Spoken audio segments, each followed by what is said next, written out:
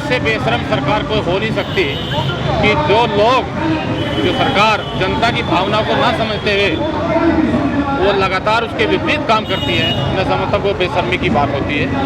आज कांग्रेस पार्टी जिस तरह से सड़कों पर उतर कर इस गूंगी बहरी सरकार को जगाने का काम कर रही है, लेकिन फिर भी उसके बावजूद भी इस सरकार को कोई शर्म की आ नहीं रही है कि जिस तरह से लोग रोज डीजल, पेट्रोल, खाद्य पदार्थों के दाम लगातार बढ़ते जा रहे हैं। जनता में भारी आक्रोश है और इस महंगाई के कारण आम जनमानस की कमर तोड़ के रखती है।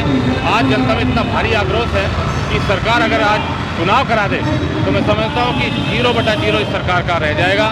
इसको उखाड़ फेंकने के लिए लोग तैयार बैठे हुए हैं। सरसों के तेल की बात हो, तेज दालों की बात हो, आटे की बात हो, सभी चीज़ों में लगातार इस तरह से महंगाई का बढ़ता जा रहा है मामला, उससे आम जनमानस का आक्रोश है। कांग्रेस पार्टी हमेशा आम जनता की आवाज़ को उठाते हुए उनकी आवाज़ को सरकार तक पहुंचाने का काम कर रही है। आज उसी कड़ी में पूरे प्रदेश में, पूरे देश में कांग्रेस पार्टी की तरफ से महंगाई के खिलाफ सभी कांग्रेस जन इकट्ठा होकर के इसको सरकार के कानों तक पहुंचाने का काम कर रहे हैं।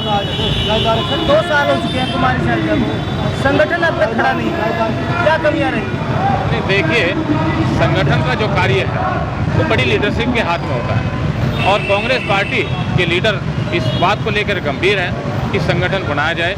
पीछे आपने देखा होगा उसी कड़ी को लेकर के हरियाणा प्रदेश में हर जिले में एक पर्यवेक्षक के तौर पर लोग आए, हमारे नेता आए और उन्होंने लोगों की, कार्यकर्ताओं की बातें सुनी। उसी के आधार पर एक रिपोर्ट तैयार की जा रही और मैं समझता हूँ कि आने वाले कुछ ही समय में जल्दी आपको उसका रिजल्ट देखने को मिलेगा।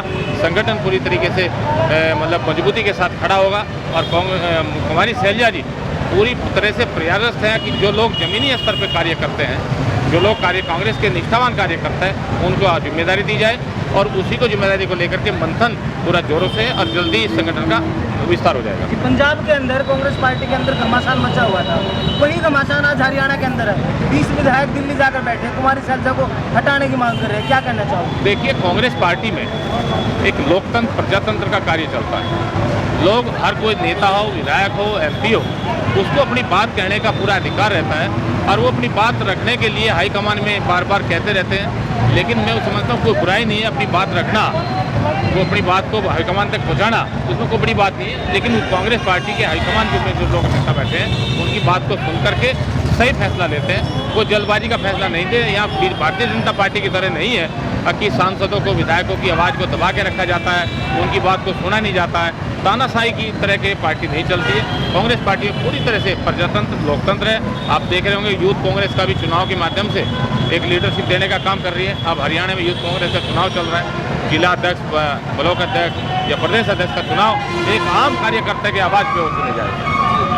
जैसे में देखा जाए हरियाणा के अंदर बहुत सारी चीज़ें ऐसी होती है, जैसे रेत माफिया चरम सीमा पर है और बात करें तो हम रोड एक्सीडेंट भी बहुत ज़्यादा हो रहे हैं।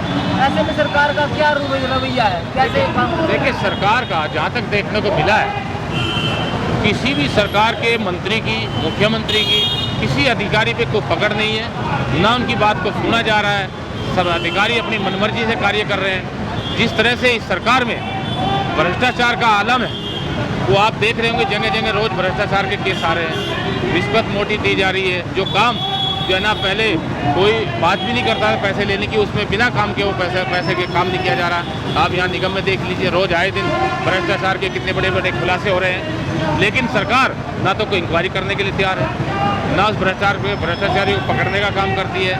मैं समझता हूँ कि इस सरकार में जितना भ्रष्टाचार है पहले कभी देखने को नहीं मिला।